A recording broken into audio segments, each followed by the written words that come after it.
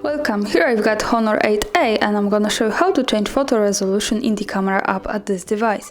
So at first we have to tap on the camera button here to open it, and as you can see we are in the standard photo mode, so let's go to more advanced settings. We can do it by tapping on this button here in the right corner. As you can see, it gives us access to the advanced camera settings, and at the first position we have the general settings with resolution. So when we tap on this we can easily manage this, and we can pick from 4:3 ratio with 13 megapixels, 1:1 ratio with 10 megapixels, which looks like that. So this is the square resolution here. And also we can pick the 18:7:9 ratio with 8 megapixels here, which is the full screen ratio here. This is how it looks like. And when we go back to it, we can of course go back to the original one, 4:3 with 13 megapixels, which is the best possible quality of this camera.